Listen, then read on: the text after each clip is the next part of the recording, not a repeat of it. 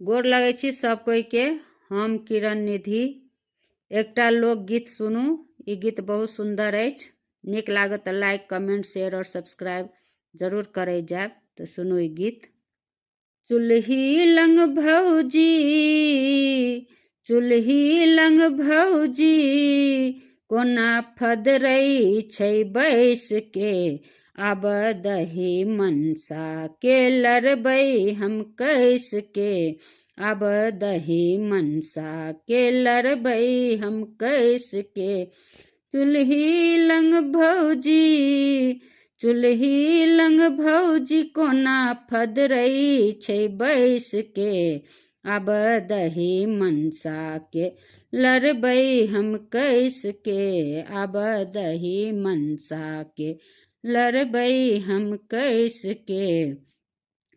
पान बिना मुँह कोना चटपट करैया, रैबक परात पेट खौत कोना दैया। पान बिना मुँह कोना चटपट करैया, रैबक परात पेट खौत कोना दैया। हमरा सचार चाही, हमरा सचार चाही, घी चाही कैस के, आब दही मनसा के लरबै हम कैस के, आब दही मनसा के लरबै हम कैस के। हे गै तेल बिना केस कोना लगैया झोपड़ा, भैर पेट भोजन नै भैर देह कपड़ा। हे गै तेल बिना केस कोना लगैया झोपड़ा, भैर पेट भोजन नै भैर देह कपड़ा। कतबो नेहोर करी, कतबो नेहोर करी, ताइक दैया हँस के, आब दही मनसा के लरबै हम कैस के, आब दही मनसा के लरबै हम कैस के। हे गै मोन अछि अघोर भेलै आँचो ने लगैया, तै पर बजर खसुआ फूटानी चलाबैया। हे गै मोन अछि अघोर भेलै आँचो ने लगैया, तै पर बजर खसुआ फूटानी चलबैया।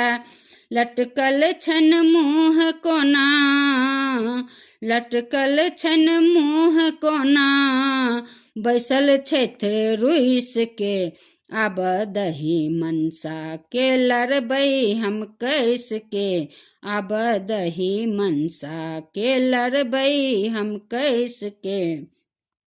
भरल आँख लोर गारि पढ़ी माए बाप के, देलक भिखमंगा चंडलवा के हाथ गे। भरल आँख लोर गारि पढ़ी माए बाप के, देलक भिखमंगा चंडलवा के हाथ गे। गेला दोकान ओत, गेला दोकान ओत, गप दैत हेथिन रैस के, आब दही मनसा के लरबै हम कैस के, आब दही मनसा के लरबै हम कैस के।